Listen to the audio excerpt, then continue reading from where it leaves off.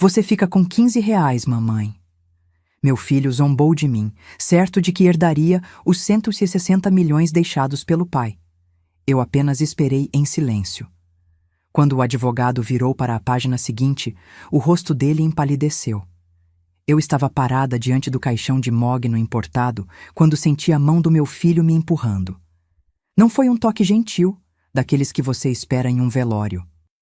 Foi um empurrão deliberado, calculado, forte o suficiente para me fazer cambalear sobre os saltos baixos que eu usava havia 20 anos. Sai daqui, mãe.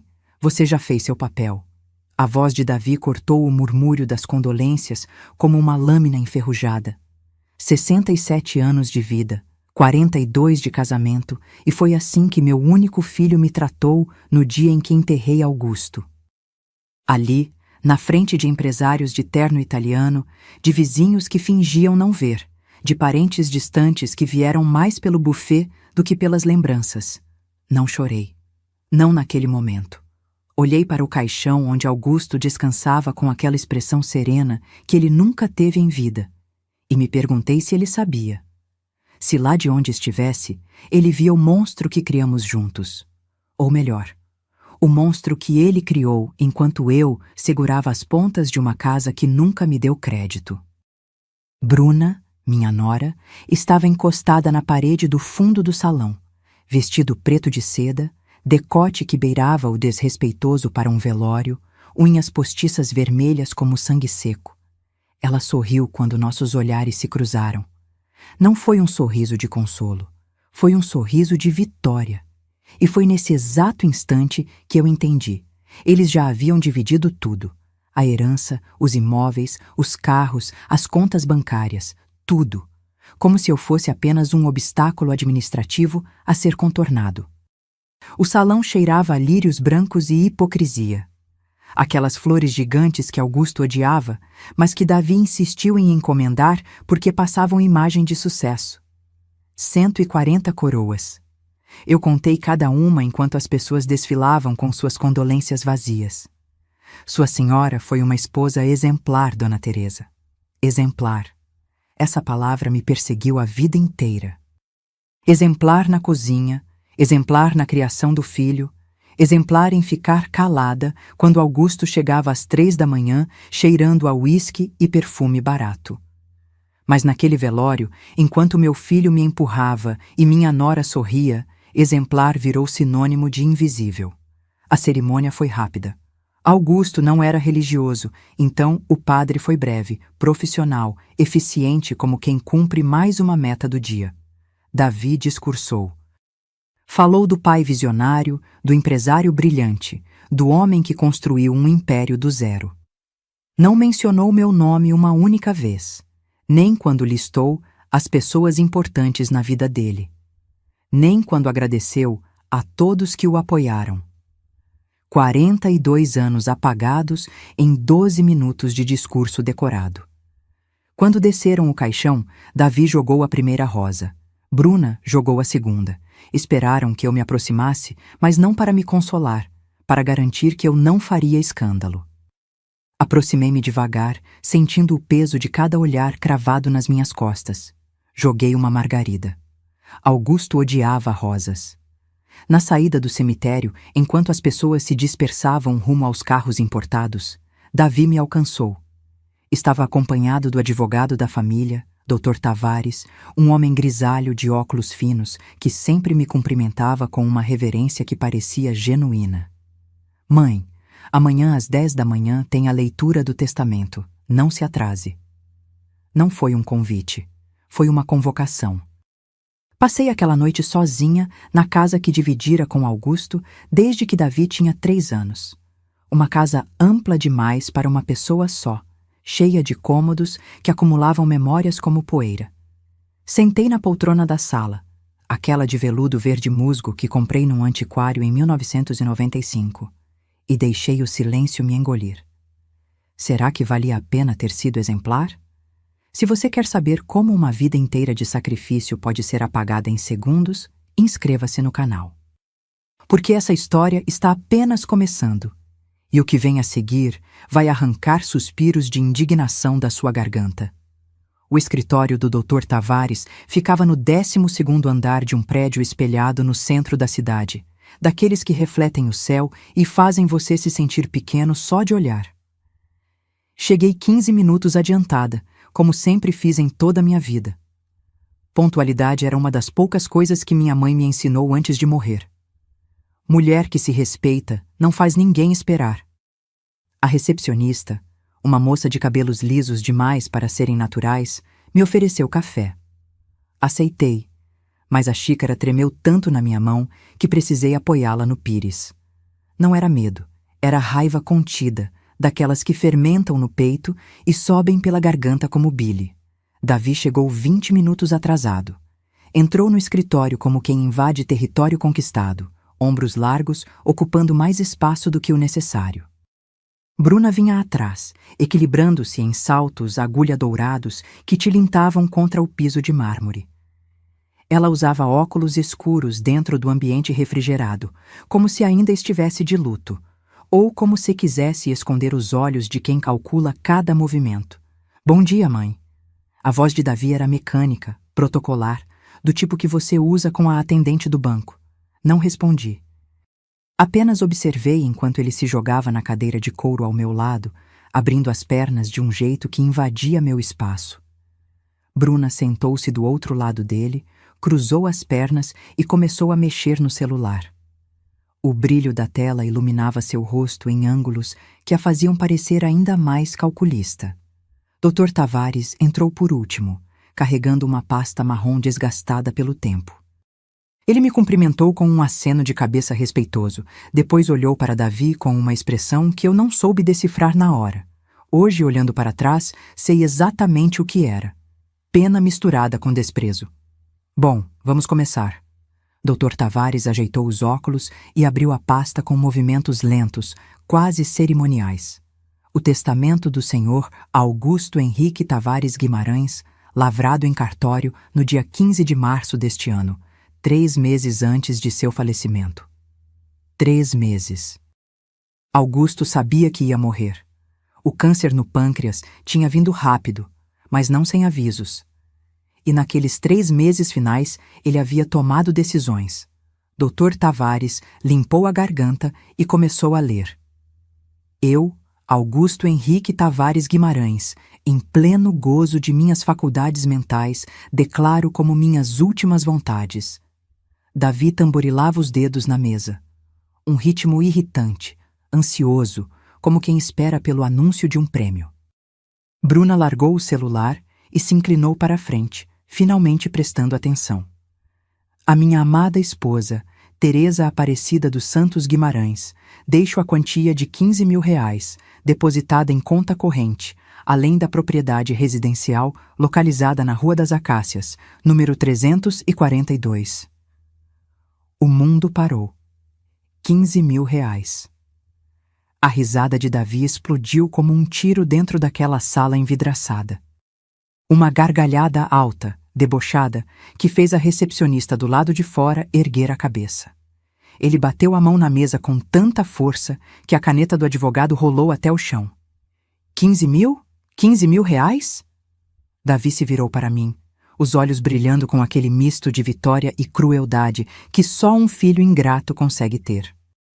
Mãe, isso não paga nem as unhas postiças da Bruna. Que diabos você fez com a cabeça do meu pai para ele te deixar essa mixaria? Bruna soltou uma risadinha aguda, cobriu a boca com a mão de unhas vermelhas e sussurrou algo no ouvido de Davi. Ele riu de novo. Dr. Tavares continuava impassível, o papel ainda na mão, como se esperasse o circo terminar. Senti cada palavra daquela risada penetrar minha pele como estilhaços de vidro. R$ 15.000. 42 anos de casamento, de lavar roupa, de preparar jantares para investidores que mal me dirigiam a palavra, de segurar a mão de Augusto nas madrugadas quando ele acordava suado por causa das dívidas que quase nos levaram à falência 2 vezes. Tudo isso valia R$ 15.000. A casa. Pelo menos ele tinha deixado a casa. E quanto ao restante dos bens? Davi nem esperou o Dr. Tavares terminar. Ele arrancou o papel da mão do advogado com um movimento brusco. Deixa eu ver isso aqui. Senhor Davi, por favor. Dr. Tavares tentou recuperar o documento, mas meu filho já estava lendo em voz alta, a empolgação escorrendo de cada sílaba. Ao meu filho Davi Augusto Guimarães, deixo a totalidade das minhas empresas, ações, imóveis comerciais, aplicações financeiras e veículos, totalizando o patrimônio estimado em 160 milhões de reais. 160 milhões.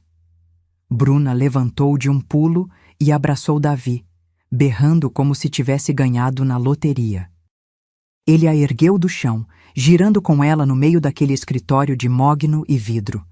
Eu continuava sentada, as mãos cruzadas sobre a bolsa de couro sintético que usava havia 8 anos, observando meu filho comemorar como se eu não estivesse ali, como se eu nunca tivesse existido.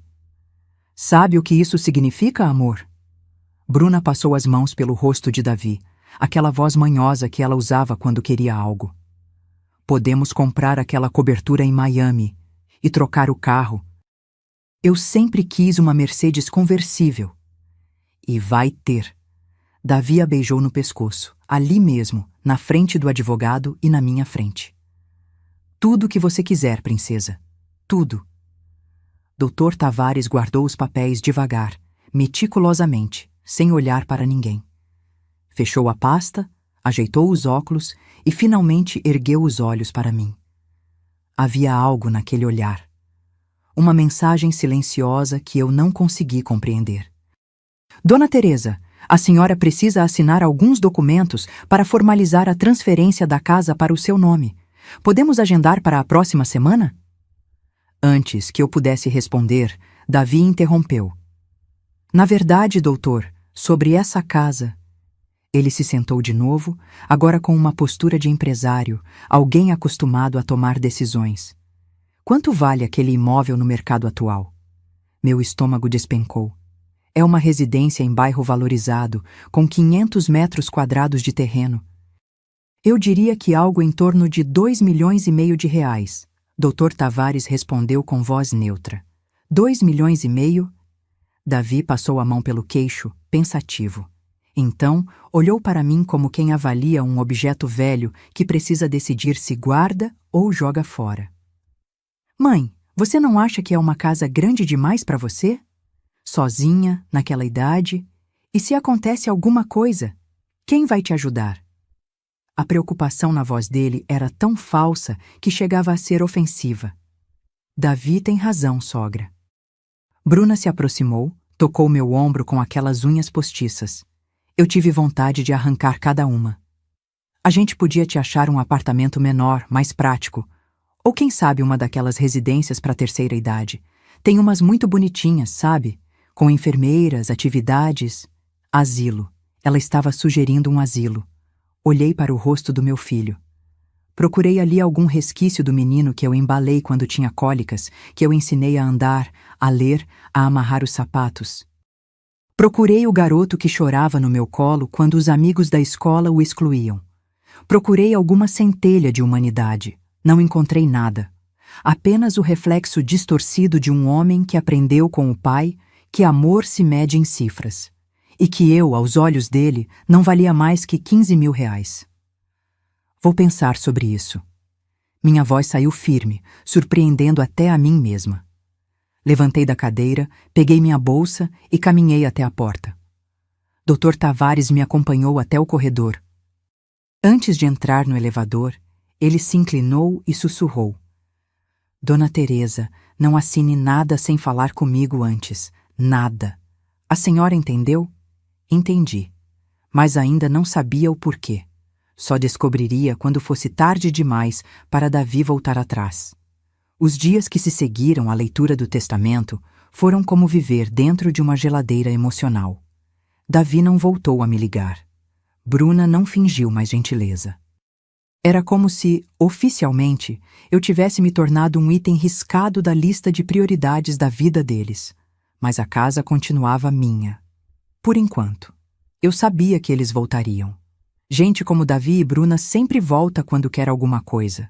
E na quinta-feira seguinte, exatamente às 11 da manhã, a campainha tocou com aquela insistência irritante de quem não aceita ser ignorado. Abri a porta e dei de cara com os dois. Davi trajava um terno cinza carvão que eu nunca tinha visto, certamente comprado com o dinheiro recém-herdado. Bruna usava um conjunto de linho bege e carregava uma pasta executiva, como se estivesse ali a negócios. Estavam mesmo. Oi, mãe, a gente precisa conversar. Davi entrou sem esperar convite, os sapatos de couro italiano marcando o piso de tábua corrida que eu havia encerado na véspera.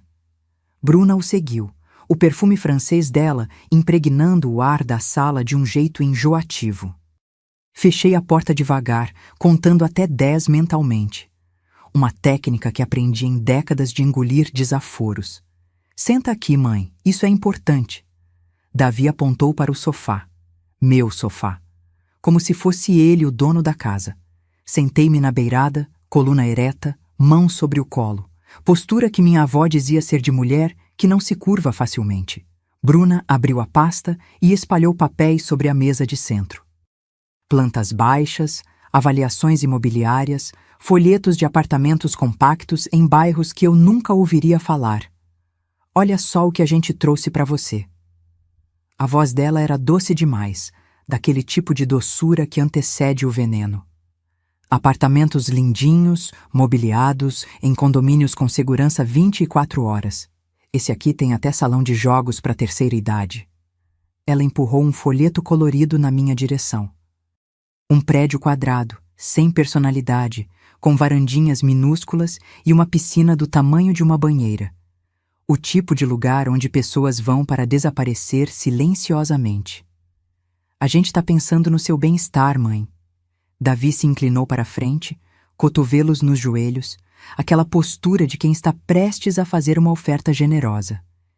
Você vai ficar muito mais confortável num lugar menor, sem escadas, sem quintal para cuidar, sem preocupação com manutenção. E essa casa? Perguntei, embora já soubesse a resposta. Bom? Davi trocou um olhar rápido com Bruna. A gente estava pensando em vender, o mercado está aquecido, é o momento perfeito. Com 2,5 milhões no bolso, você vai viver como uma rainha o resto da vida. 2,5 milhões que iriam direto para a conta dele, claro. E se eu não quiser vender? Minha voz saiu calma, quase curiosa. O sorriso de Davi vacilou por uma fração de segundo. Bruna parou de folhear os papéis e me encarou com aqueles olhos calculistas. Mãe, seja razoável. O tom dele mudou. Ficou mais duro. Você tem 67 anos. Sozinha. Essa casa é enorme, cara de manter. E se você cai? Se passa mal? Quem vai te ajudar? Eu tenho vizinhos. Tenho amigos. Amigos? Bruna soltou uma risadinha seca. Sogra, com todo respeito, mas a maioria das suas amigas já morreu ou está em casa de repouso. A senhora precisa ser realista. Cada palavra era uma bofetada educada. Davi suspirou, passou a mão pelo cabelo engomado e mudou de estratégia. Ele se levantou, começou a andar pela sala, tocando nos objetos como se estivesse fazendo um inventário. Parou em frente ao aparador de jacarandá que pertenceu à minha avó. Essas coisas antigas aqui... Ele bateu os nós dos dedos na madeira escura, o som ecoando oco. Valem uma fortuna, sabia? Móvel de jacarandá autêntico deve ter uns 80 anos. 1.500 reais fácil. Meu coração apertou. Aquele aparador tinha sido da vó Matilde, passou para minha mãe, depois para mim. Eu costumava polir aquela madeira todo domingo, conversando com as memórias que ela guardava. Tecnicamente, mãe. Davi se virou para mim, as mãos nos bolsos. Tudo que está dentro dessa casa pertencia ao papai, e agora pertence a mim. A casa é sua, mas o recheio... Bem, isso faz parte da herança. Senti o chão desabar sob meus pés. Você não pode estar falando sério. Estou sendo prático. Ele deu de ombros, como se estivesse explicando matemática básica para uma criança burra. Você não precisa de tanta coisa, e eu preciso liquidar os ativos para investir nos negócios. Papai deixou as empresas, mas o capital de giro está curto. Bruna se levantou, Passou a mão no lustre de cristal austríaco da sala de jantar. Isso aqui, por exemplo. Cristal legítimo, 120 anos de idade. Deve valer uns 4, 5 mil reais. A gente pode vender e comprar para você uma luminária moderna, bem mais prática. Eles estavam falando sério. Iam esvaziar minha casa, arrancar cada lembrança, cada pedaço de história que eu tinha construído. Amanhã vem uma equipe de avaliadores. Davi já estava a caminho da porta, como se o assunto estivesse encerrado. Eles vão catalogar tudo que tem valor. Não se preocupe, mãe. A gente não vai tirar suas coisas pessoais. Roupa, fotos, essas coisas você pode ficar. Que generosidade.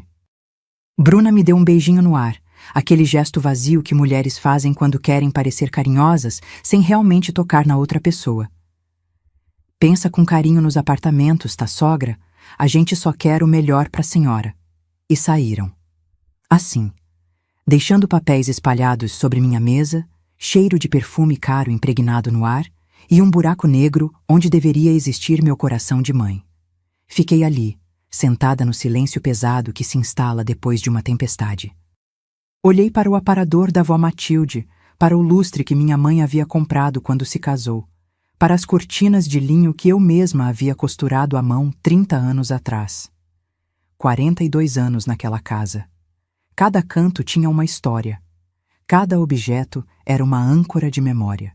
E meu filho queria liquidar tudo como se fosse estoque vencido de loja. Foi quando a campainha tocou de novo. Levantei devagar, as pernas bambas, esperando que fossem eles voltando para arrancar mais algum pedaço da minha dignidade. Mas quando abri a porta, encontrei Dona Miriam, minha vizinha, com uma travessa de bolo de fubá ainda quente nas mãos. Vi aqueles dois saindo daqui com cara de urubu em carniça. Ela entrou sem cerimônia, depositou o bolo na mesa da cozinha e me encarou com aqueles olhos perspicazes de quem viveu muito e aprendeu a ler pessoas. Conta tudo, Teresa. E não me poupe dos detalhes. E eu contei. Pela primeira vez desde que Augusto morreu, abri a boca e deixei tudo sair. As humilhações, os 15 mil reais, o plano de me enfiar num apartamento minúsculo enquanto vendiam minha vida por atacado. Miriam me ouviu em silêncio, cortando fatias generosas de bolo que nenhuma de nós tocou. Quando terminei, ela tirou os óculos, limpou as lentes com a bainha da blusa e disse a frase que mudaria tudo. Teresa, eu fui advogada durante 40 anos antes de me aposentar. E o que seu filho está fazendo cheira a coação. Você assinou alguma procuração? Algum papel que eles te deram? Não, ainda não. Ótimo, não assine nada. E me dá o telefone desse Dr. Tavares agora.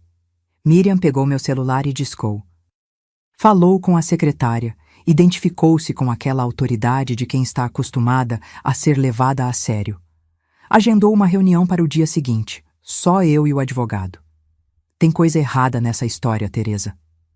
Ela me entregou o telefone de volta. Homem como seu Augusto não deixa a mulher na mão desse jeito, não depois de 42 anos. Alguma coisa não foi dita naquela leitura de testamento. E foi então que a primeira fagulha de esperança acendeu no escuro. Talvez eu não estivesse tão sozinha quanto Davi imaginava. Talvez houvesse ainda uma carta na manga que ninguém tinha virado. Naquela noite, não consegui dormir. Fiquei deitada na cama de casal que parecia grande demais sem Augusto ao lado, olhando para o teto onde uma mancha de umidade formava o desenho de um pássaro com as asas abertas. Augusto sempre dizia que ia mandar consertar. Nunca mandou. As memórias vieram em ondas, daquelas que você não consegue controlar. 42 anos se derramando sobre mim como chuva gelada de madrugada. Conheci Augusto em 1983, num baile de formatura da faculdade. Eu tinha 25 anos e estava no 3º ano de arquitetura, a primeira da família a chegar ao ensino superior. Minha mãe lavava roupa para fora para pagar minha mensalidade. Meu pai tinha morrido quando eu tinha 12 anos, deixando apenas dívidas e uma aliança de ouro que minha mãe nunca tirou do dedo. Augusto estava começando no ramo imobiliário. Tinha um Fusca azul enferrujado, 3 ternos remendados e uma ambição que não cabia dentro do peito. Ele me olhou através da pista de dança lotada e disse a frase mais ousada que já ouvi na vida. Você vai se casar comigo. Ainda não sabe, mas vai. E eu casei. 6 meses depois, numa cerimônia simples na Igreja do Rosário, com bolo de um andar só e vestido emprestado da prima. Minha mãe chorou de alegria. Você conseguiu, filha. Pegou um homem trabalhador. O que ela não sabia, o que ninguém sabia, é que eu tranquei a matrícula da faculdade 2 semanas antes do casamento. Augusto tinha conseguido um terreno em sociedade com outro sócio e ia construir seu primeiro prédio. Precisava de ajuda com a papelada, com os cálculos, com os projetos arquitetônicos básicos. É só até o empreendimento sair do papel, Teresa. Depois você volta para o seu curso. Nunca voltei. 3 meses depois do casamento, descobri que estava grávida de Davi. Augusto abriu uma garrafa de vinho barato e brindou ao homem da casa.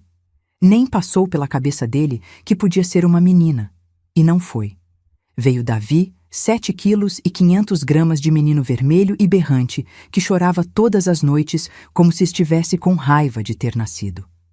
O primeiro empreendimento de Augusto foi um fracasso. O sócio sumiu com o dinheiro, deixando só dívidas e um processo trabalhista. Lembro de estar com Davi no colo, 3 meses de idade, amamentando enquanto via meu marido chorar sentado no chão da sala vazia.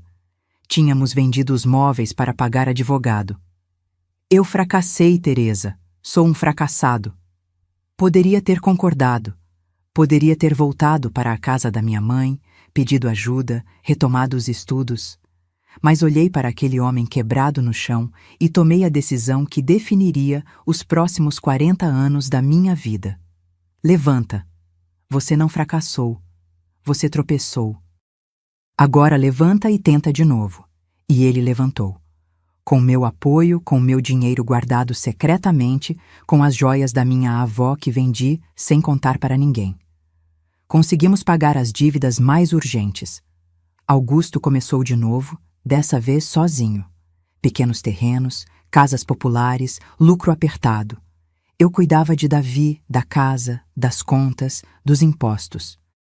Fazia as planilhas à mão, conferia cada nota fiscal, negociava prazo com fornecedores, usando aquela voz doce que desarma homens acostumados a gritar. Quando Davi começou a ir para a escola, comecei a trabalhar de verdade. Acordava às 5 da manhã para adiantar as refeições, levava o menino para a aula às 7, passava o dia no escritório improvisado que montamos no quarto de hóspedes, buscava Davi às 5 da tarde, preparava jantar, ajudava com lição de casa, colocava para dormir.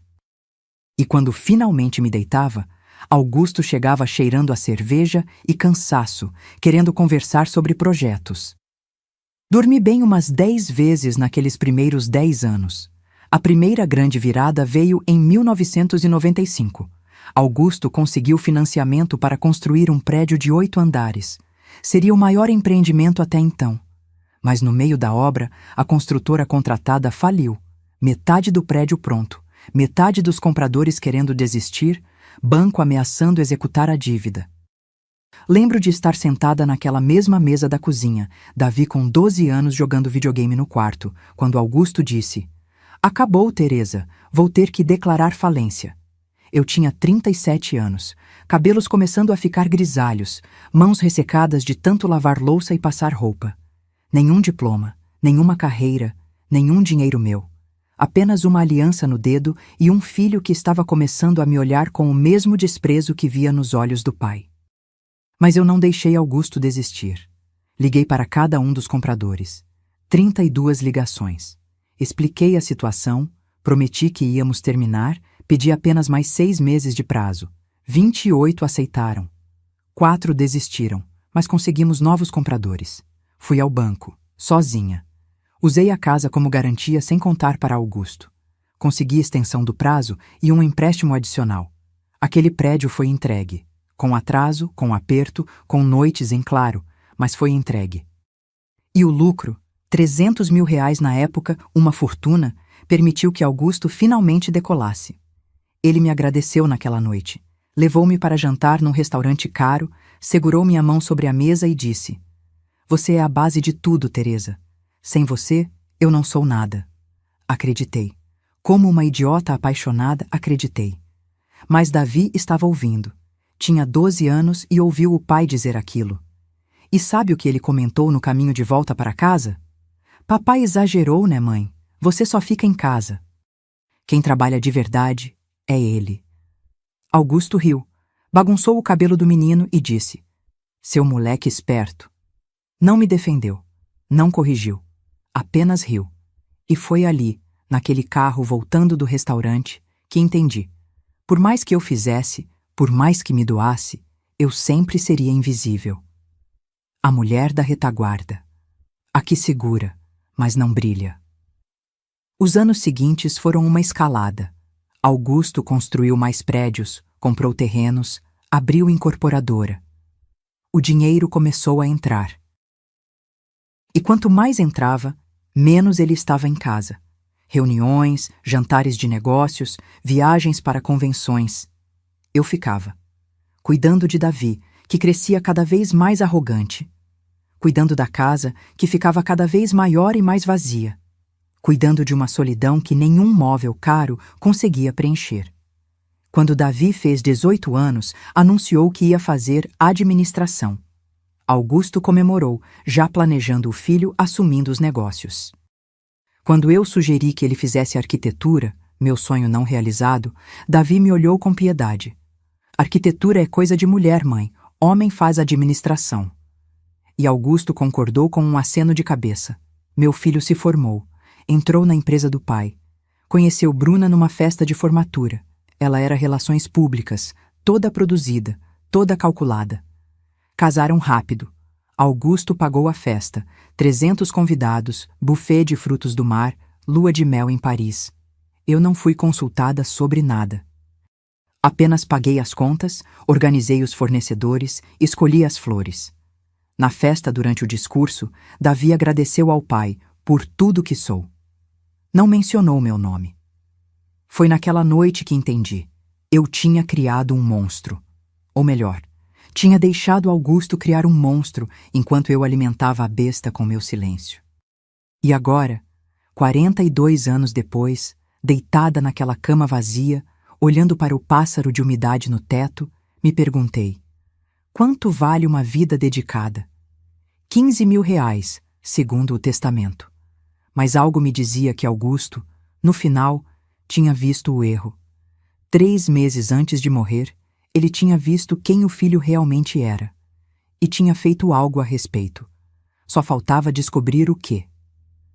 A equipe de avaliadores chegou na terça-feira seguinte, exatamente às 9 da manhã.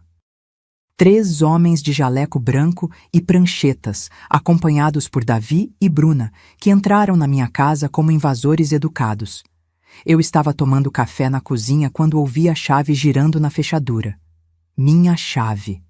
Aquela que eu tinha dado ao Davi anos atrás para emergências. Ele nunca havia usado até agora. E agora usava sem nem tocar a campainha. Bom dia, mãe! A voz dele ecoou pelo corredor com aquela falsa alegria de vendedor de porta em porta. Trouxe os avaliadores que te falei. Não era uma visita. Era uma invasão territorial. Levantei da mesa devagar, alisando o avental que usava desde os anos 90, xadrez azul desbotado com um remendo no bolso que eu mesma tinha feito. Caminhei até a sala e encontrei os 3 homens já medindo as paredes, fotografando os móveis, anotando números que eu não conseguia entender. Mogno maciço, entalhes manuais, estilo Luís XV. Um deles, o mais velho, de bigode grisalho, falava enquanto passava a mão na cristaleira que pertenceu à minha bisavó. Estado de conservação excelente. Mercado de antiguidades está pagando bem por peças assim. Bruna estava sentada no meu sofá, mexendo no celular, as pernas cruzadas como se fosse a dona da casa. Usava um conjunto de moletom de veludo, daqueles que custam mais que meu salário inteiro quando eu ainda trabalhava ajudando Augusto.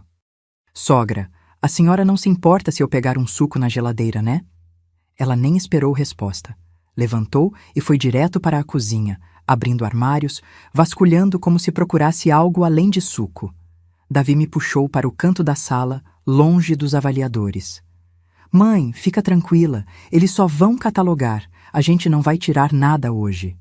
O tom era condescendente, daqueles que você usa com criança teimosa.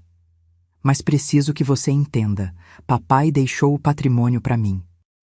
Esses móveis, essas coisas antigas, fazem parte do patrimônio.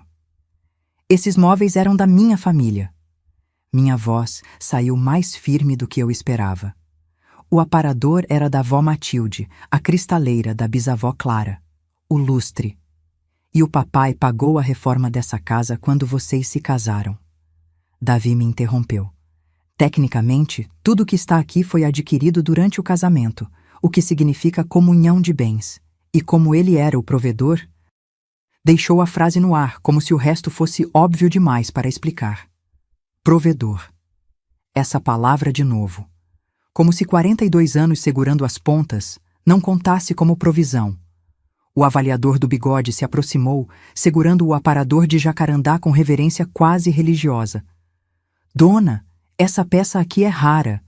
Jacarandá da Bahia, provavelmente década de 1940. Entalhes originais, puxadores de bronze. Está cotado em pelo menos R$ 8.000 em leilões especializados. R$ 8.000.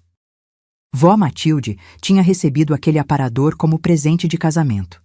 Minha mãe guardava ali as toalhas de linho bordadas à mão. Eu guardava as fotografias da família em uma gaveta secreta que só eu conhecia. Maravilha! Davi bateu palmas, esfregando as mãos como quem fecha um bom negócio.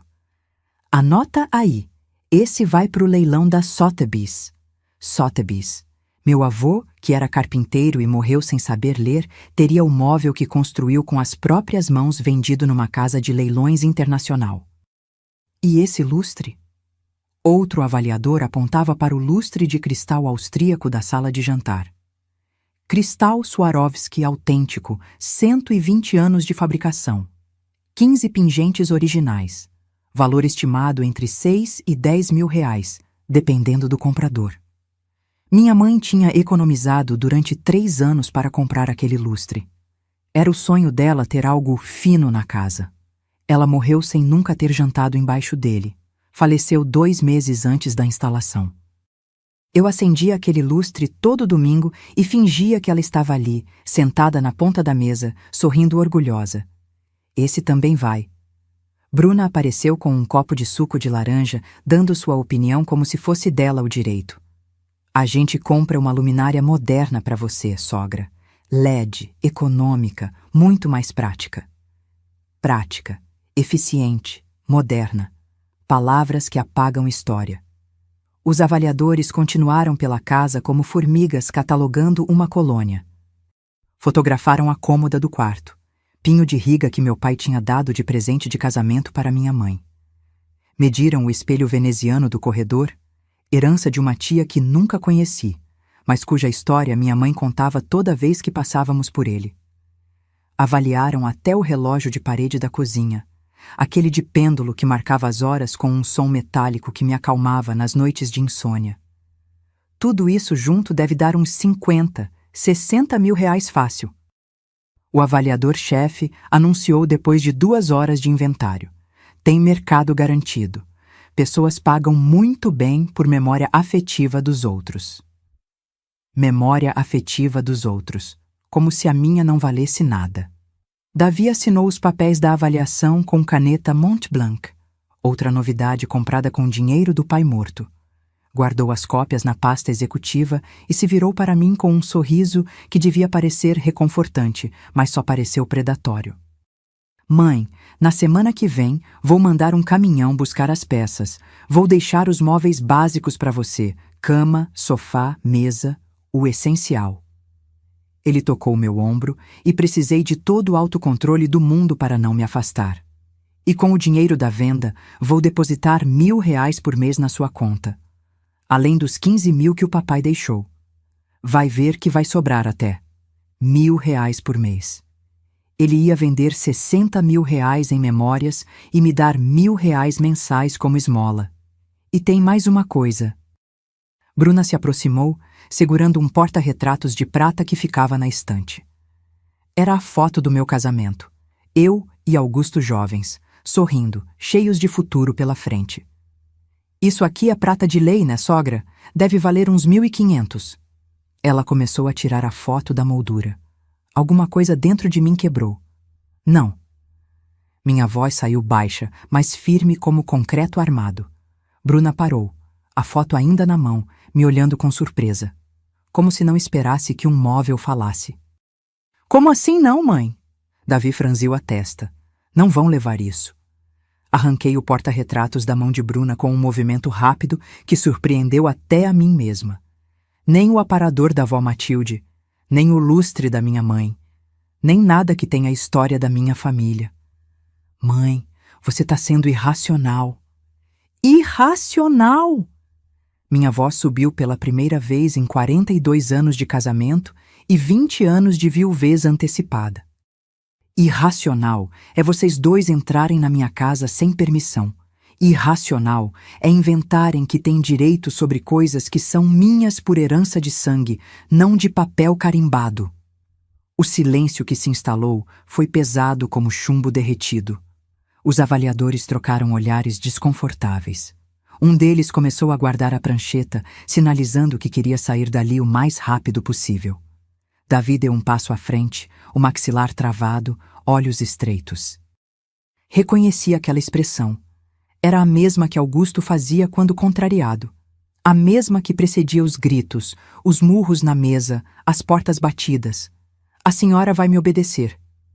Ele falou devagar, cada palavra pesando 1 tonelada. Porque eu sou o dono dessa herança.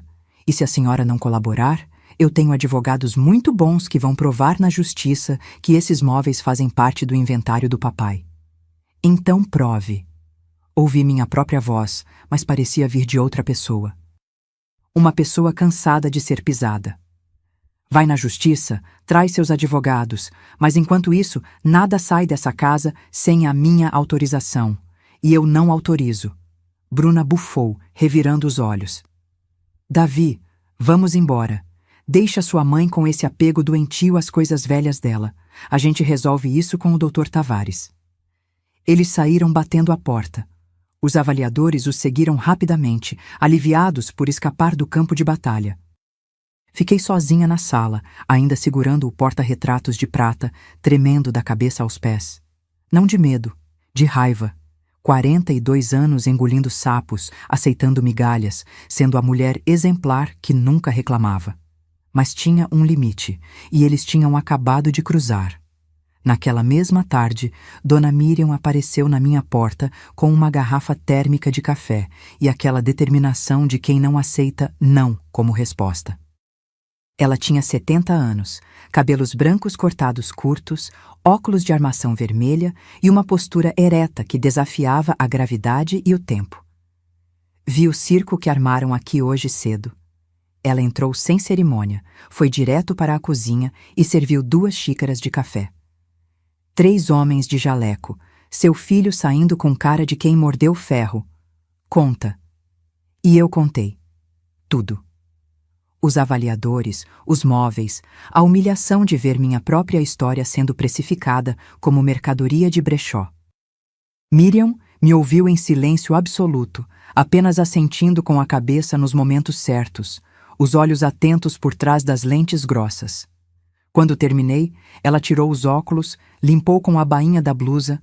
Um hábito que eu já conhecia, significava que ela estava processando informações importantes, e me encarou com seriedade. Teresa, tem algo muito errado nessa história toda. Muito errado. Ela tamboreou os dedos na mesa pensativa. Fui advogada especializada em direito de família durante 40 anos. Vi de tudo.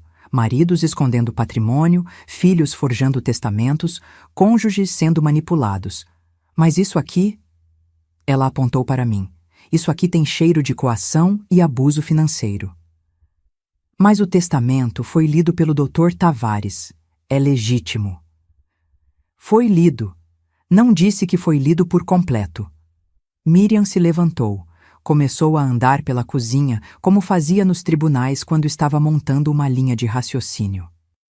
Me diz uma coisa, seu marido era homem de deixar a mulher de 42 anos de casamento na mão desse jeito? Pensei. Augusto era muitas coisas. Ausente, workaholic, às vezes insensível. Mas injusto? Completamente injusto? Não. Ele sabia quanto eu tinha sacrificado. Tinha dito aquilo no jantar depois que salvei o empreendimento. Você é a base de tudo. Não, respondi, a voz saindo mais firme. Não era.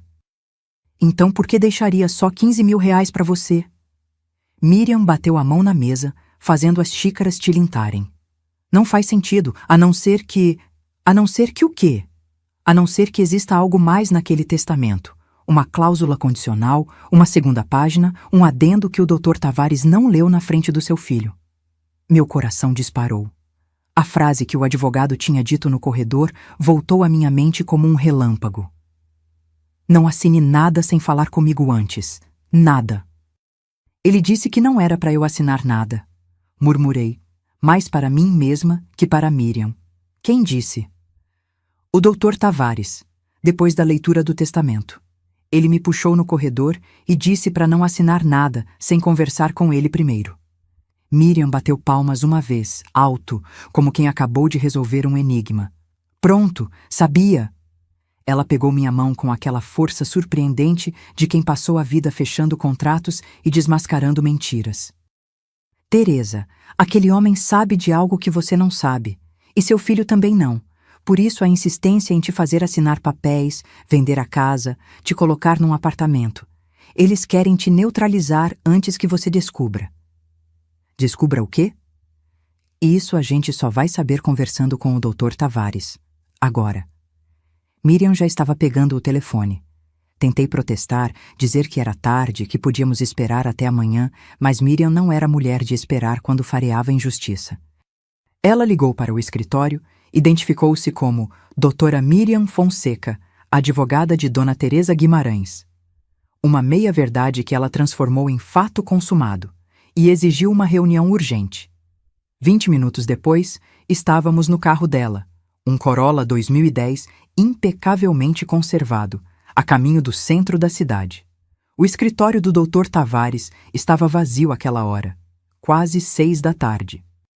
A recepcionista já tinha ido embora, mas ele nos esperava pessoalmente na porta, o paletó jogado sobre o ombro, a gravata afrouxada, ar de quem tinha passado o dia inteiro em audiências desgastantes. Dona Teresa. Ele apertou minha mão com as 2 mãos dele, um gesto que transmitia urgência e preocupação. Estava esperando que a senhora aparecesse. Entre, por favor, doutora. Ele cumprimentou Miriam com o respeito de quem reconhece uma colega de profissão. Nos levou para a sala de reuniões, fechou a porta com cuidado e, antes de sentar, verificou se as janelas estavam bem fechadas, como se estivesse prestes a revelar um segredo de Estado. Dona Teresa, vou ser direto porque não temos tempo a perder. Dr. Tavares abriu uma gaveta trancada, de onde tirou uma pasta lacrada com selo de cartório. Seu marido me procurou 3 meses antes de falecer. Ele descobriu algo sobre seu filho. Algo grave. Senti o ar fugir dos pulmões. O que ele descobriu? Dr. Tavares abriu a pasta com movimentos precisos. Dentro havia documentos, extratos bancários, cópias de contratos e, meu Deus, fotografias. Davi estava desviando dinheiro da empresa há pelo menos 5 anos. Ele espalhou os documentos sobre a mesa como um delegado apresentando provas de um crime. Contratos falsos com fornecedores fantasmas, notas fiscais adulteradas, transferências para contas laranjas. Sozinho, ele desviou aproximadamente 8 milhões de reais. 8 milhões. Miriam pegou um dos extratos, passou o dedo pela linha de números, assoviou baixo. Isso aqui é crime. Apropriação indébita, falsificação de documentos, lavagem de dinheiro. Exatamente.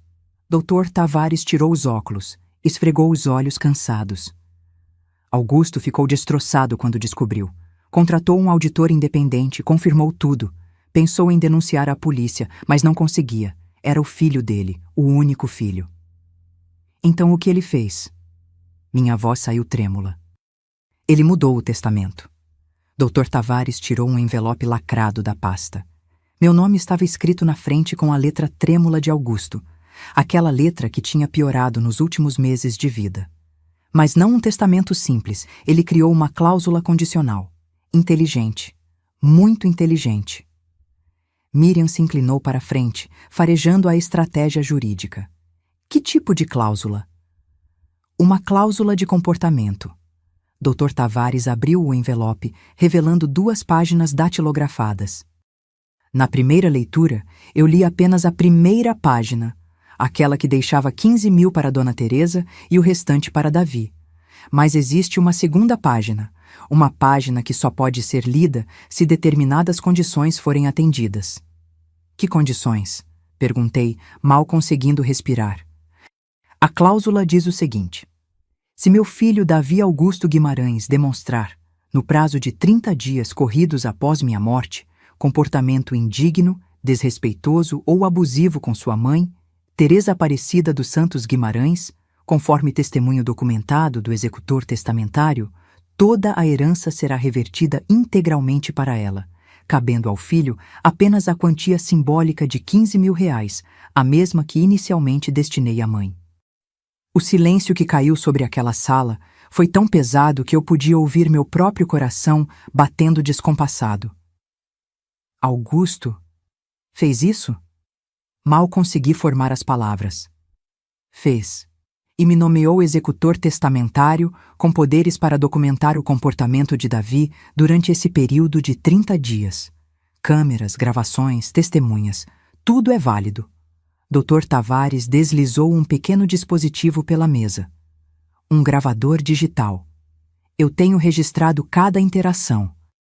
A leitura do testamento onde ele riu da senhora. A reunião de hoje com os avaliadores que invadiram sua casa.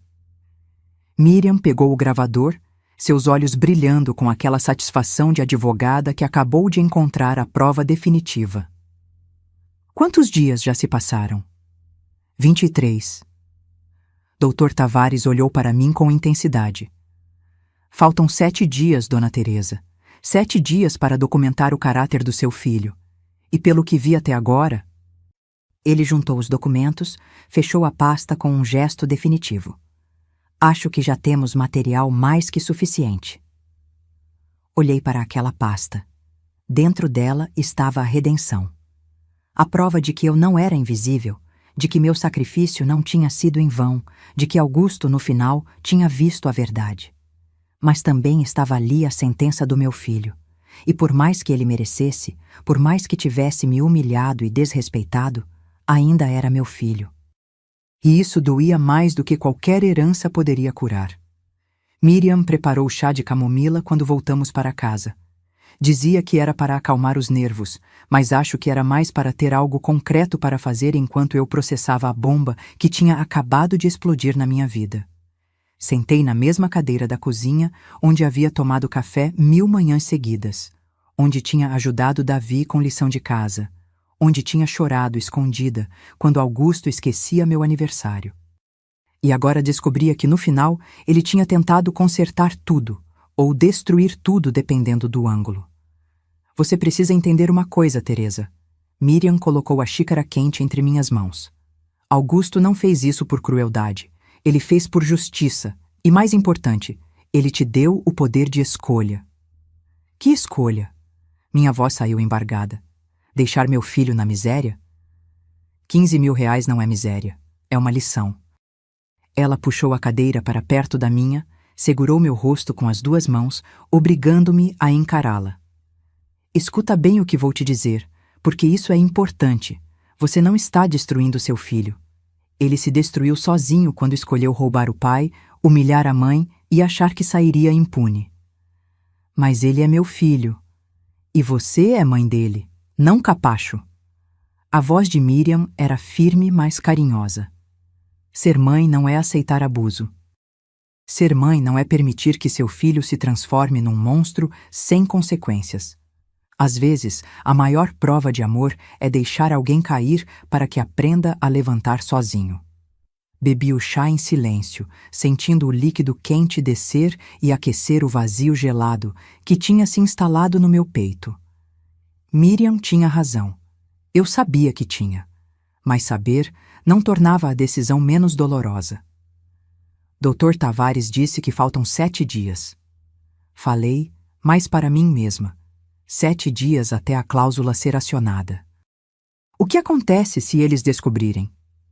Eles não vão descobrir. Miriam cruzou os braços, o modo estrategista dela acionado. Você vai agir normalmente. Se Davi ligar, atende. Se aparecer aqui, recebe. Deixa ele continuar se enforcando na própria corda. Não sei se consigo fingir. Não precisa fingir. Apenas seja você, a mulher que sobreviveu a 42 anos de invisibilidade sem perder a dignidade. Miriam apertou minha mão. E se em algum momento você fraquejar, me liga. Não importa a hora. Ela dormiu no quarto de hóspedes naquela noite. Disse que era porque estava tarde demais para dirigir, mas eu sabia que era para me fazer companhia, para garantir que eu não desmoronaria sozinha com o peso daquela verdade. Os próximos dias foram os mais estranhos da minha vida. Davi ligou 2 vezes. Uma para dizer que tinha resolvido a questão dos móveis com o advogado e que eu não precisava me preocupar. Outra para avisar que tinha encontrado um apartamento perfeito para mim num condomínio para idosos. Tem salão de jogos, mãe, e aulas de crochê. Você vai adorar crochê. Como se eu fosse uma velhinha senil que só serve para passar o tempo tricotando. Engoli a raiva, agradeci educadamente e desliguei. Miriam, que estava ao meu lado, fez anotações num caderninho. Dia 25, filho tenta coagir mãe a aceitar apartamento não desejado. Na quinta-feira, Bruna apareceu sem avisar. Trazia panfletos de asilos, residências assistidas de luxo, e um sorriso tão falso quanto suas unhas de gel. Sogra, olha só que lindo! Tem piscina aquecida, enfermeiras 24 horas, sala de TV a cabo. Ela espalhava os folhetos sobre a mesa como quem apresenta opções de resort. E o melhor, Davi já pagou a primeira mensalidade. A senhora pode se mudar semana que vem. Eu não vou para lugar nenhum, Bruna. Mantive a voz calma, mas firme. Ela piscou, confusa, como se não processasse a possibilidade de receber um não. Mas, sogra, a gente já fechou. Vai perder o dinheiro da matrícula se a senhora não for. Então perde. Voltei a lavar a louça, dando-lhe as costas deliberadamente. Eu não pedi, não autorizei e não vou. Senti a raiva dela irradiar pelas costas. Ela ficou ali parada por alguns segundos, respirando pesado, antes de recolher os panfletos com movimentos bruscos. A senhora é uma ingrata. Davi só quer o melhor para a senhora, e a senhora fica com essa teimosia ridícula. A voz dela subiu uma oitava. Mas tudo bem. Quando a senhora cair sozinha nessa casa velha e ficar dias no chão sem ninguém para ajudar, não venha chorar. Bateu a porta com tanta força que o relógio de parede parou por alguns segundos antes de voltar a funcionar. Miriam, que tinha ouvido tudo do quarto, apareceu com o celular na mão. Gravei. Ameaça velada, coação psicológica, tentativa de abandono de incapaz. Ela sorriu com satisfação sombria. Dr. Tavares vai adorar isso. No sábado, faltando 3 dias para o prazo terminar, Davi apareceu com papéis. Muitos papéis. Eram procurações, autorizações, transferências patrimoniais. Tudo disfarçado em linguagem jurídica complicada que uma pessoa comum não entenderia. Mãe, preciso que assine isso aqui. É só burocracia do inventário. Ele colocou os documentos na minha frente, oferecendo uma caneta cara. O Dr. Tavares mandou. Coisa de cartório, sabe como é. Peguei os papéis. Li devagar, cada linha, cada parágrafo. E ali, escondido na página 3, sob o título inocente Seção de Direitos Sucessórios, estava a armadilha. Eu estaria abrindo mão de qualquer reivindicação futura sobre a herança de Augusto. Dr. Tavares mandou isso? Olhei nos olhos de Davi. Mandou. Conversei com ele ontem. Mentira. Dr. Tavares tinha me ligado ontem à noite para dizer que Davi tinha tentado marcar reunião, mas ele tinha inventado uma desculpa de estar viajando. Vou ler com calma e depois assino. Guardei os papéis.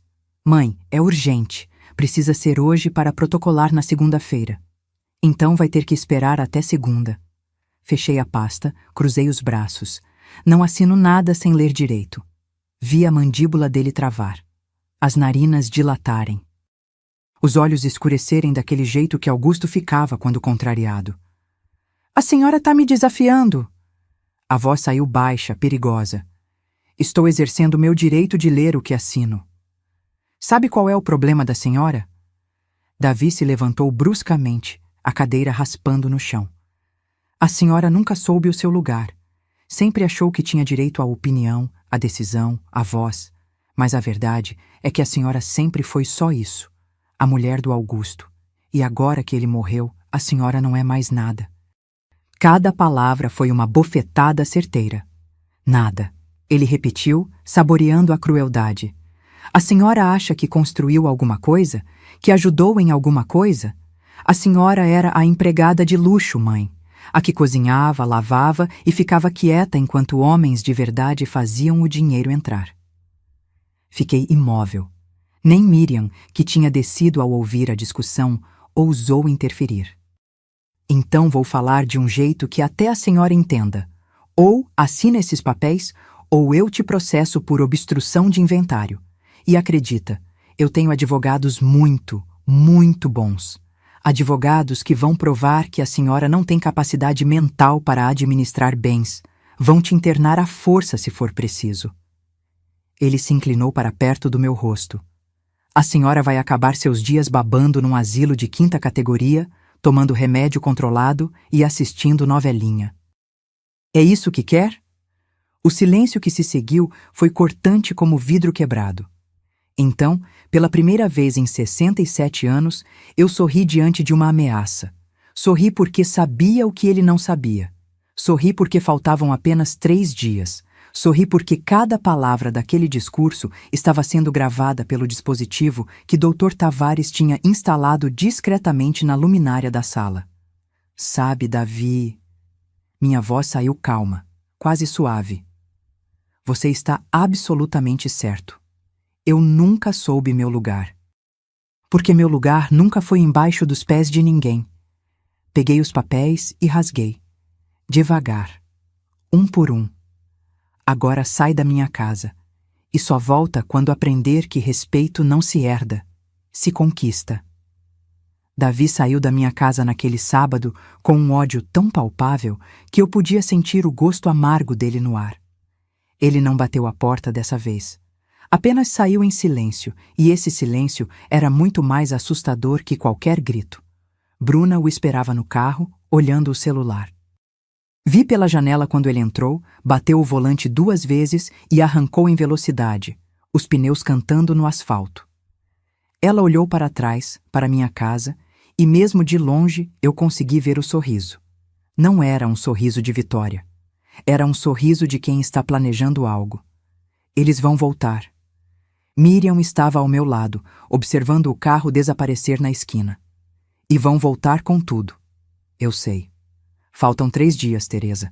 3 dias até o prazo da cláusula acabar. Você aguenta? Olhei para aquela mulher que mal conhecia 2 semanas atrás e que agora era minha única aliada real nessa guerra silenciosa.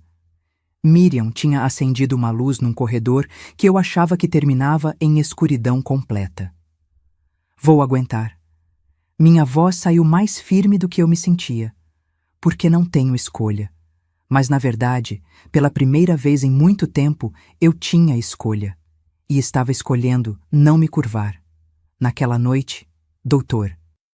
Tavares apareceu discretamente pela porta dos fundos. Trazia um notebook e um semblante sério que fazia jus a quem carrega provas de um crime familiar. Dona Teresa, preciso que veja isso.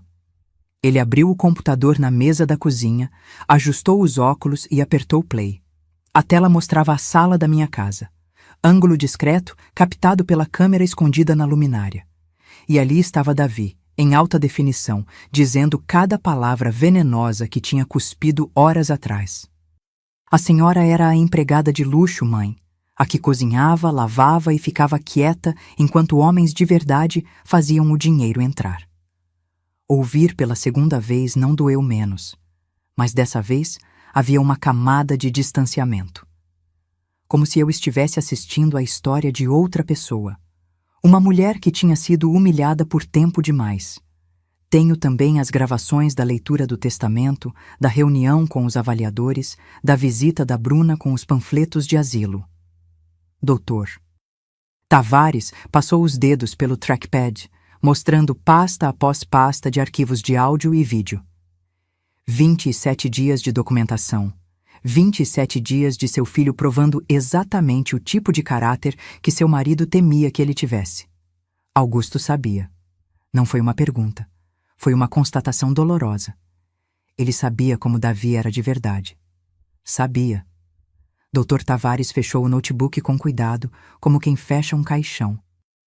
Os desvios de dinheiro foram a gota d'água, mas Augusto já vinha observando o comportamento do filho há anos. A arrogância, o desprezo, a falta de empatia. Ele me disse algo que nunca vou esquecer. Tavares, eu criei um monstro, e agora preciso garantir que esse monstro não destrua a única pessoa que sempre esteve ao meu lado. As lágrimas vieram sem pedir licença. Não eram lágrimas de tristeza. Eram de validação. De finalmente ser vista por alguém que importava. Miriam me abraçou pelo ombro, apertou forte. Faltam 3 dias. Dr. Tavares guardou o notebook na pasta. Na segunda-feira, 30 dias terão se passado desde o falecimento de Augusto. Eu convoquei uma nova reunião no escritório para a leitura complementar do testamento. Davi não sabe do que se trata, mas vai comparecer. Mandei a convocação oficial via cartório, ele não tem escolha. E se ele desconfiar? Não vai. O advogado permitiu-se um sorriso discreto. Ele acha que essa reunião é para você finalmente assinar as renúncias de herança. Deixei implícito na convocação. Ele vai chegar confiante, vitorioso. E vai sair destruído. Miriam completou, sem um pingo de piedade na voz. No domingo, o dia antes da reunião final, a casa estava estranhamente silenciosa. Nem Davi, nem Bruna deram sinal de vida. Nenhuma ligação, nenhuma visita surpresa, nada. Era o silêncio antes da tempestade, e eu podia sentir a eletricidade no ar. Passei o dia organizando a casa. Não porque precisava, a casa estava impecável, mas porque precisava fazer algo com as mãos para não enlouquecer com a ansiedade. Polia o aparador da avó Matilde pela 3ª vez quando percebi que não estava apenas limpando madeira. Estava me despedindo, porque independente do que acontecesse amanhã, nada voltaria a ser como antes. Ou eu perderia meu filho definitivamente, ou ele aprenderia uma lição tão dura que talvez nunca me perdoasse por aplicá-la. Qual seria pior? À noite, Miriam insistiu que eu comesse alguma coisa. Preparou uma sopa de legumes, colocou na minha frente com aquela autoridade de quem não aceita discussão. Você precisa estar forte amanhã. Ela sentou do outro lado da mesa, os olhos cansados, mas determinados. Vai ser difícil, Teresa. Muito difícil. Ver seu filho desmoronar na frente dos seus olhos não é fácil, mesmo quando ele merece. Você acha que estou fazendo a coisa certa? A pergunta saiu pequena, vulnerável. Miriam não respondeu imediatamente. Ela bebeu um gole de água, olhou pela janela da cozinha, onde a lua cheia iluminava o quintal, e finalmente me encarou com aquela sabedoria de quem já enfrentou muitas batalhas. A coisa certa raramente é a coisa fácil. Seu marido te deu uma escolha, mas também te deu uma responsabilidade. Ensinar seu filho que ações têm consequências, que você não pode passar a vida inteira desrespeitando quem te ama e esperar sair impune. Ela estendeu a mão sobre a mesa, cobriu a minha. Você não está punindo seu filho, Teresa. Está salvando o que resta de humanidade nele, se houver alguma. Dormi pouco naquela noite. Fiquei deitada olhando para o teto, para aquela mancha de umidade em forma de pássaro que Augusto nunca consertou. E de repente entendi. Ele não tinha consertado de propósito. Aquele pássaro era um lembrete silencioso de que algumas coisas a gente não precisa consertar. Algumas coisas a gente precisa aprender a conviver ou a deixar para trás. Às 6 da manhã de segunda-feira, levantei, tomei banho e escolhi minha roupa com cuidado. Nada de preto. Já tinha usado preto demais no velório. Escolhi um vestido azul marinho que tinha comprado anos atrás e nunca tinha tido coragem de usar. Augusto tinha dito que azul marinho era cor de mulher importante. Hoje, eu seria uma mulher importante. Miriam me levou até o escritório do Dr. Tavares. Nenhuma de nós falou durante o trajeto. Não havia nada a dizer que já não tivesse sido dito. Apenas segurei firme na alça da bolsa, respirando fundo a cada semáforo, preparando-me para o momento que definiria o resto da minha vida. O carro de Davi já estava no estacionamento quando chegamos. Um Mercedes preto, novinho em folha, que ele tinha comprado na semana anterior, pago com o dinheiro do pai morto. Ele estava parado na porta do prédio, conferindo o relógio, impaciente. Bruna, ao lado, mastigando chiclete, entediada.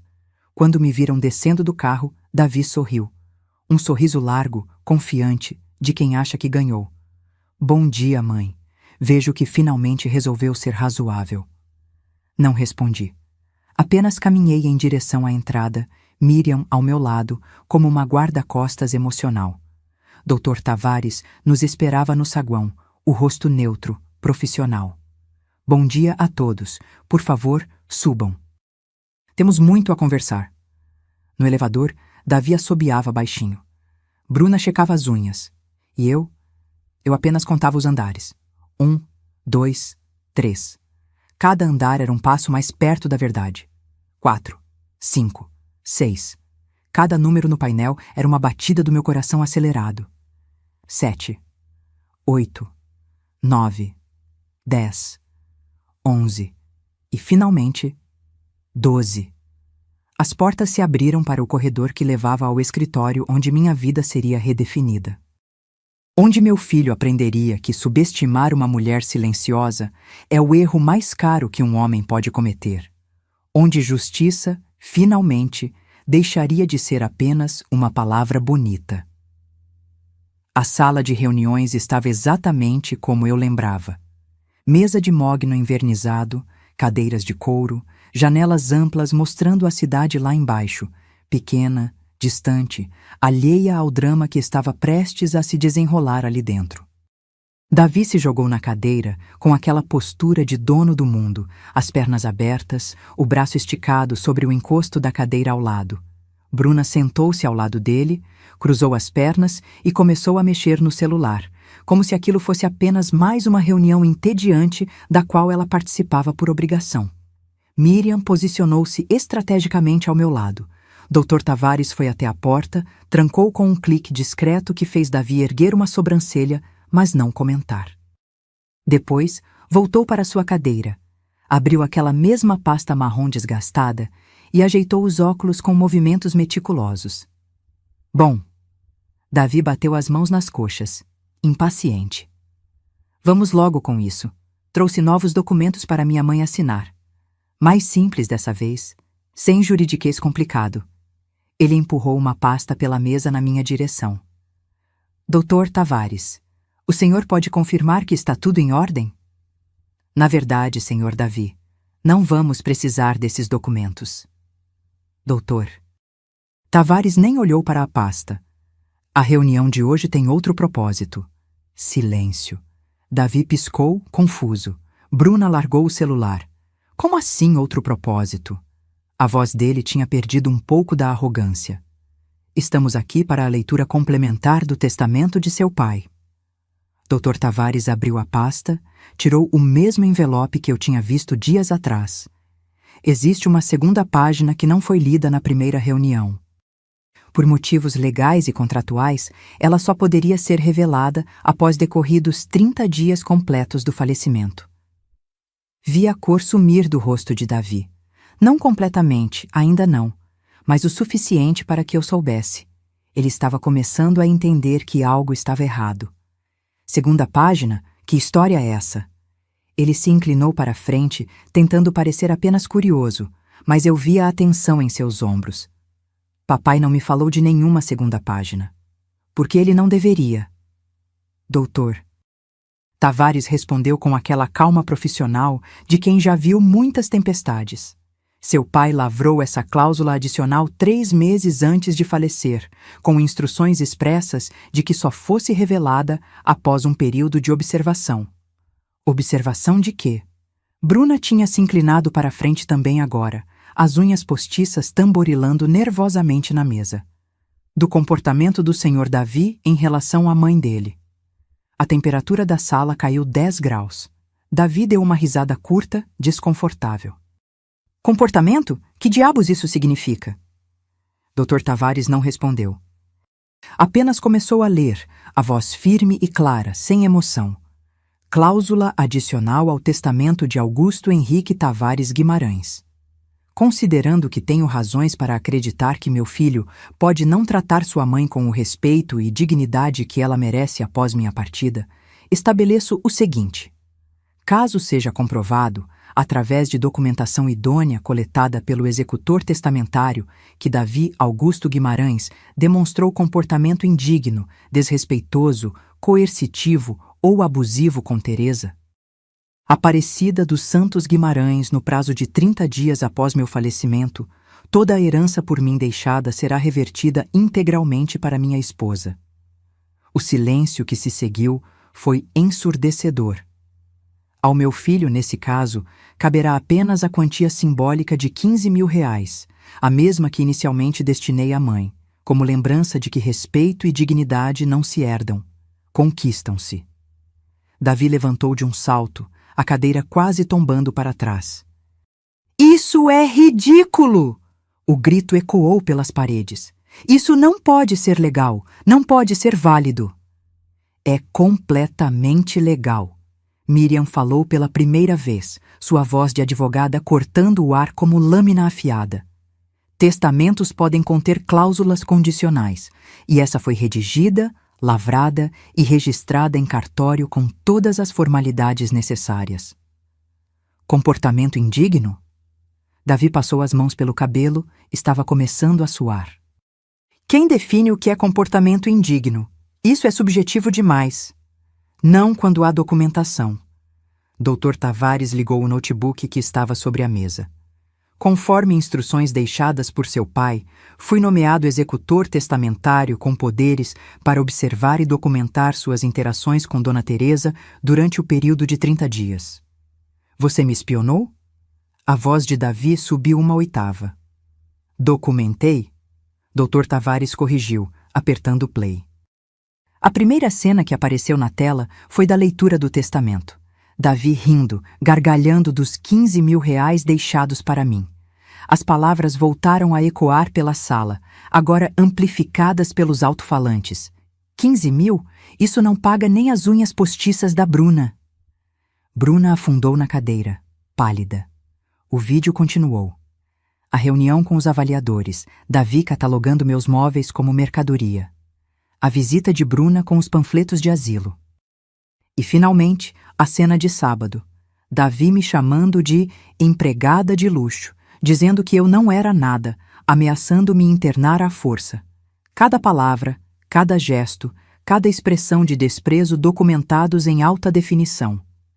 Quando o vídeo terminou, Davi estava branco como papel. Bruna tinha a mão sobre a boca, os olhos arregalados. 27 dias de documentação. Dr. Tavares fechou o notebook. 27 dias de comportamento que caracterizam, segundo análise jurídica que solicitei a 3 especialistas independentes, abuso psicológico, coação, tentativa de apropriação indébita de bens e ameaça de cárcere privado. Eu estava bravo. As pessoas falam coisas quando estão bravas. Davi estava desesperado agora, as mãos tremendo. Isso não pode contar. Eu não sabia que estava sendo gravado. Exatamente. Miriam se levantou, aproximou-se da mesa com a postura de promotora que já tinha sido.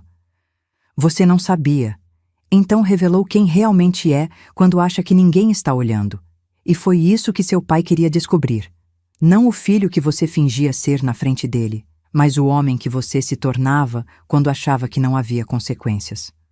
Davi se virou para mim e pela primeira vez em muito tempo vi pânico real em seus olhos.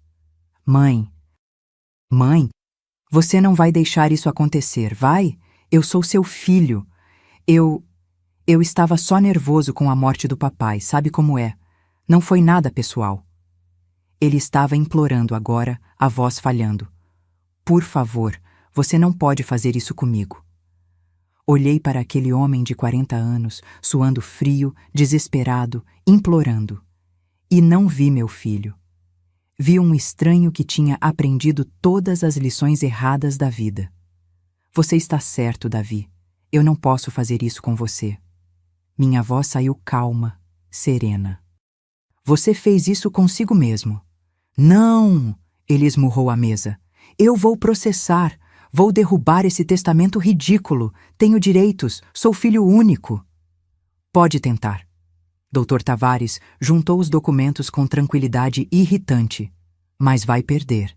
E vai gastar os 15 mil reais que sobrarão em honorários advocatícios. Sua escolha. Bruna se levantou, puxando a bolsa. Davi, vamos embora. A gente resolve isso com outros advogados. Advogados de verdade. Ela lançou um olhar venenoso para Dr. Tavares.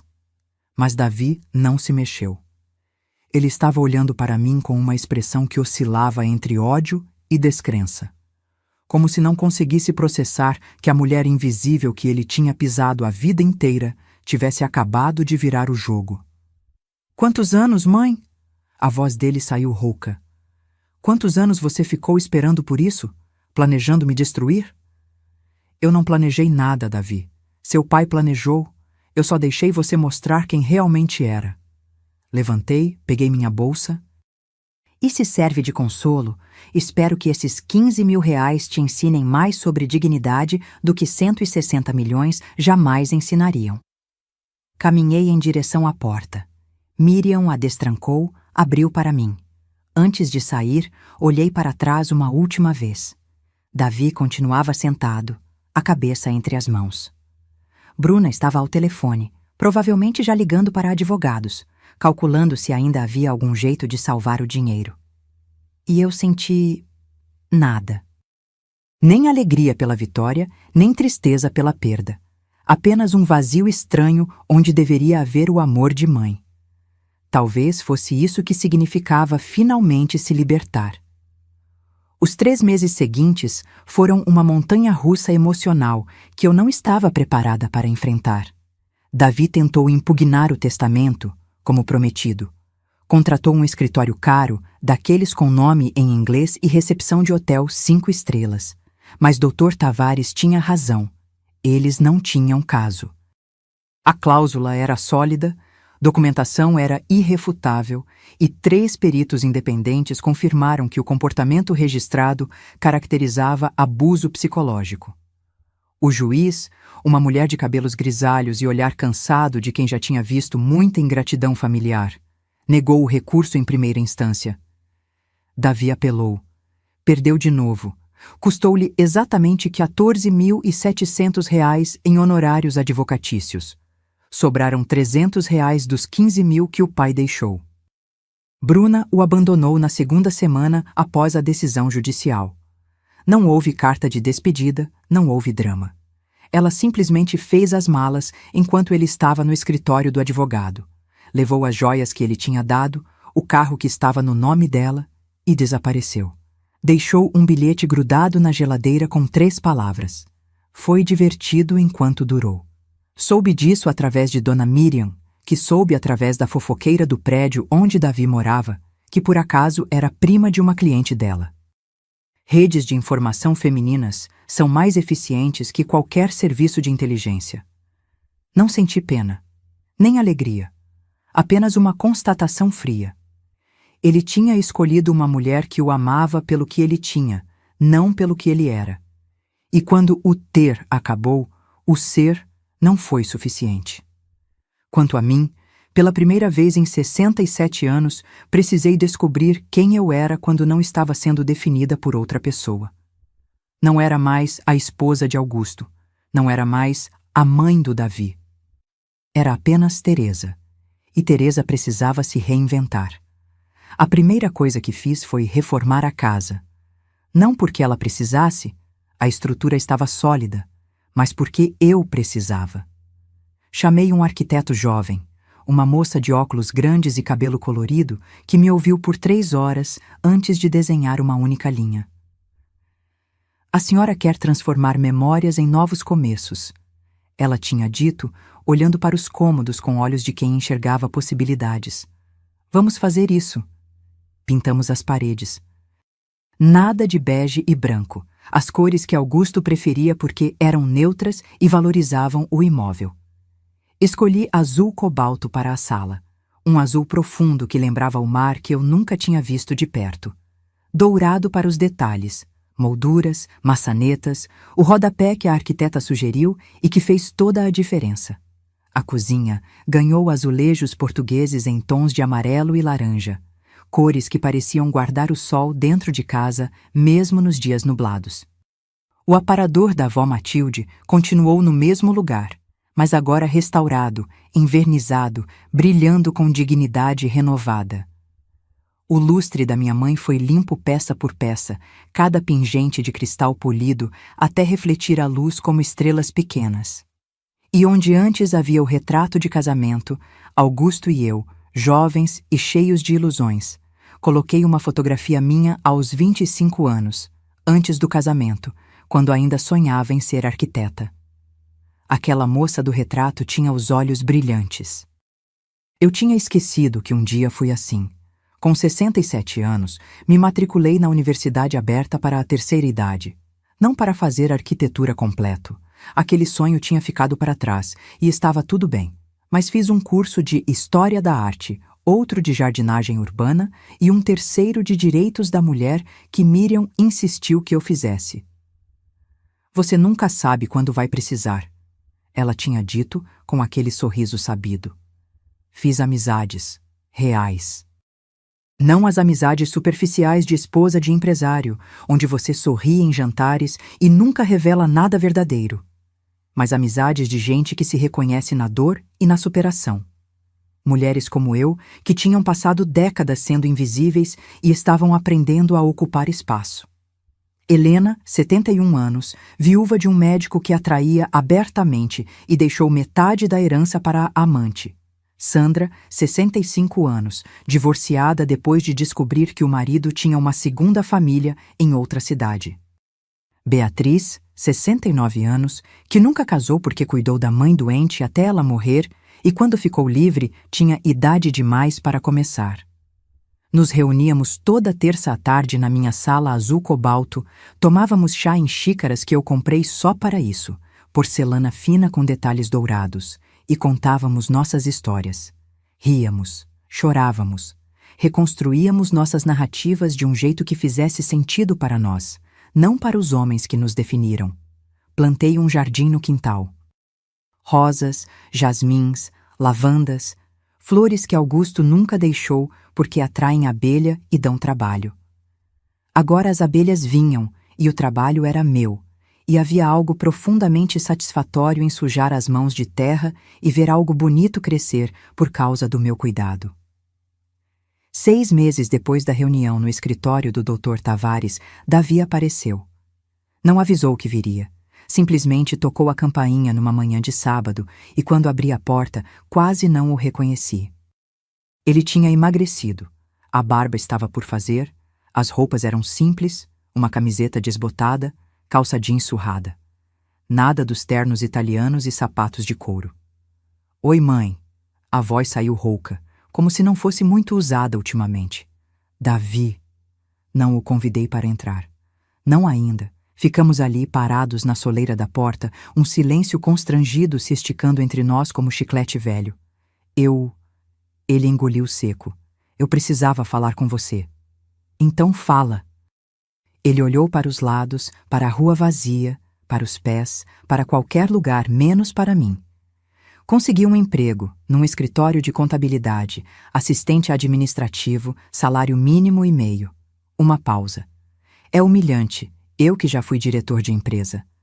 Agora arquivo papel e faço café para gente que ganha menos que eu gastava em almoço. Esperei. Não ia facilitar para ele. Mas... Ele respirou fundo. É honesto. E no fim do dia, quando deito na cama do apartamento minúsculo que divido com mais 2 caras, pelo menos durmo sem sentir que roubei alguém. Algo se mexeu no meu peito. Pequeno. Cauteloso. Não era perdão.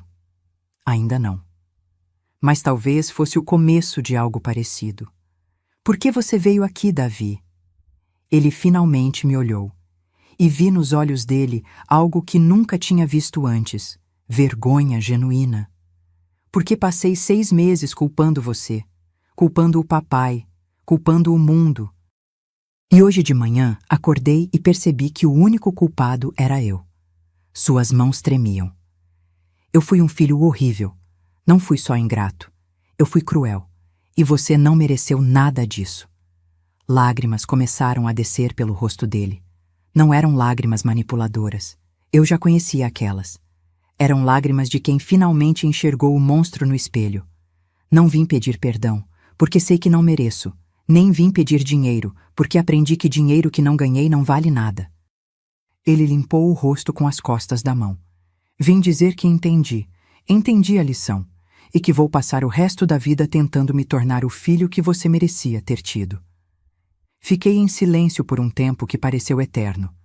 Então dei um passo para o lado. Entra, vou fazer café.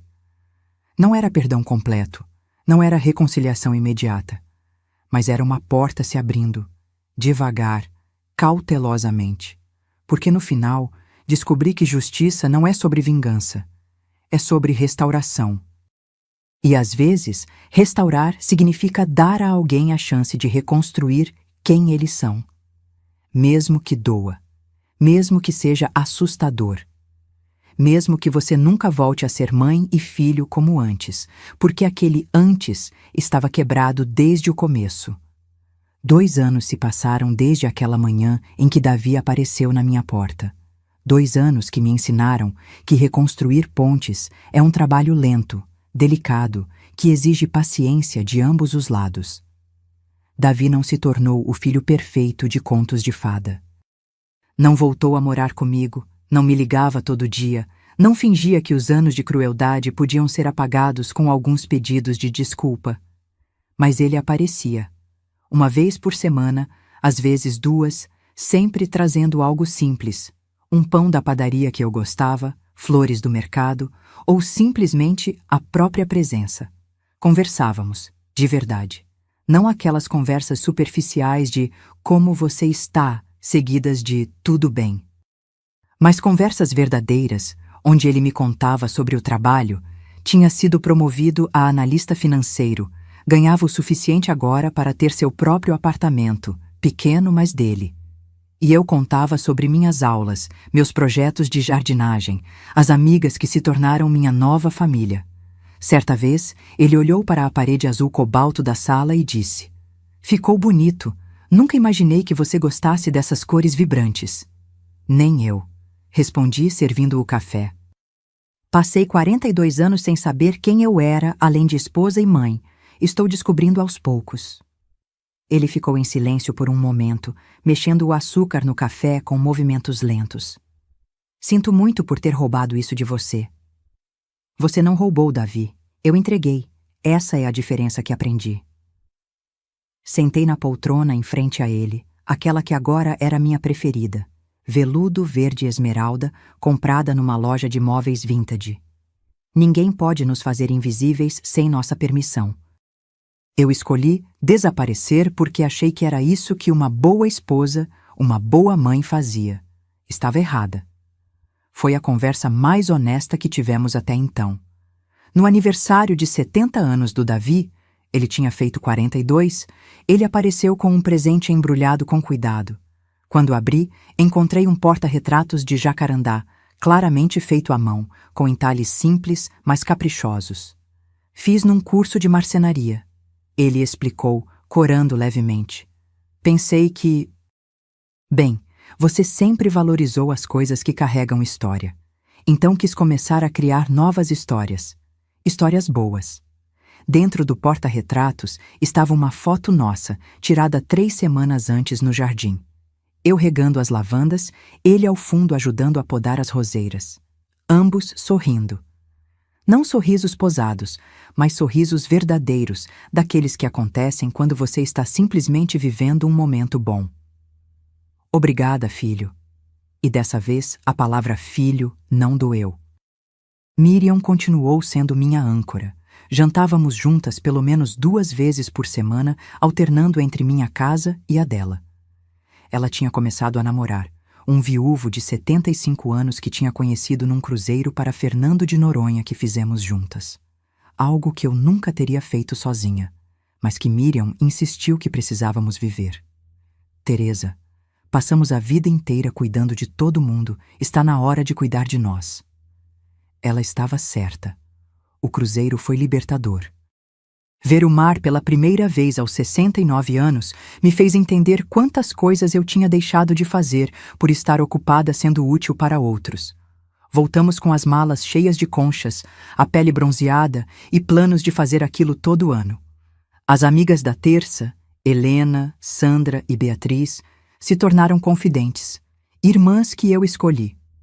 Helena tinha aberto uma pequena confeitaria com a herança que conseguiu na justiça.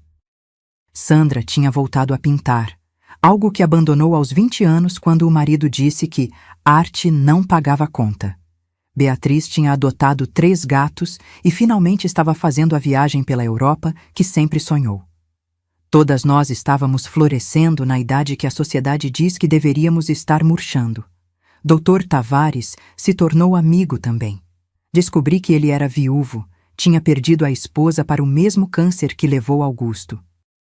Entendíamos um ao outro de um jeito silencioso, do jeito que pessoas que sobreviveram a perdas profundas conseguem entender.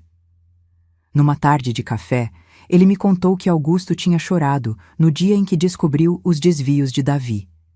Ele se culpava. Dizia que tinha criado um filho que valorizava dinheiro mais que caráter, porque ele mesmo tinha passado a vida correndo atrás de dinheiro. Dr. Tavares mexia o café, olhando para o líquido escuro, como se lesse o passado ali. A cláusula do testamento não era vingança, Dona Teresa. Era a última tentativa de um pai de salvar o filho, de dar a ele uma sacudida forte o suficiente para acordá-lo.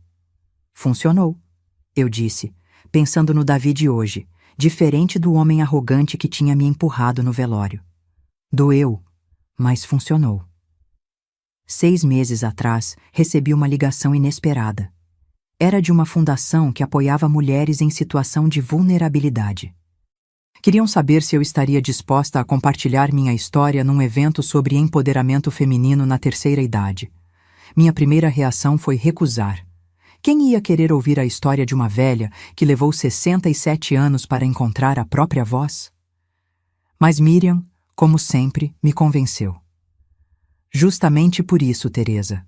Porque tem milhares de mulheres por aí achando que é tarde demais, que já passaram do ponto, que devem aceitar migalhas porque já viveram demais. Fui e falei. Para uma plateia de 200 mulheres, contei minha história. A esposa invisível, o filho ingrato, o marido que só viu meu valor quando estava morrendo. E a reconstrução, peça por peça, de uma mulher que achava que tinha acabado e descobriu que estava apenas começando. Quando terminei, o silêncio foi absoluto por 3 segundos. Depois, o salão explodiu em aplausos. Mulheres choravam. Outras sorriam. Algumas vieram me abraçar depois, sussurrando obrigada, como se eu tivesse dado permissão para elas também recomeçarem. Naquela noite, voltando para casa no Uber, olhei pela janela e vi a cidade iluminada. A mesma cidade onde eu tinha vivido 67 anos, mas que parecia diferente agora. Mais colorida, mais viva. Ou talvez eu é que estava vendo com olhos novos. Quando cheguei em casa, fui direto para o quarto. Deitei na cama, olhei para o teto onde aquela mancha de umidade em forma de pássaro tinha ficado durante anos. Ela não estava mais lá. Na reforma, o arquiteto tinha consertado o vazamento, tratado a infiltração. O teto estava impecável, branco, sem marcas, e percebi que não sentia falta do pássaro. Porque ele não precisava mais estar no teto, ele tinha finalmente aprendido a voar. Se esta história tocou algo em você, Se reconheceu em Teresa a força silenciosa que muitas vezes não sabemos que temos, deixe seu comentário aqui embaixo. Me conta, de onde você está assistindo? E o mais importante, qual foi a lição que você levou dessa história? Porque no final, esta não é só a história de Teresa. É a história de todas as mulheres que foram chamadas de só dona de casa, só mãe, só esposa, e que um dia descobriram que não existe só quando se fala de uma mulher que escolhe não desaparecer mais. Curta este vídeo se você acredita que nunca é tarde para recomeçar. Inscreva-se no canal para mais histórias de mulheres reais, enfrentando desafios reais, encontrando forças que nem sabiam que tinham. E lembre-se, respeito não se herda, conquista-se. Mas dignidade? Essa você já tem. Só precisa lembrar disso. Até a próxima história. E que sua história também tenha um recomeço, não importa quantos anos você tenha. Teresa levou 67 anos para voar. Quanto tempo você vai esperar?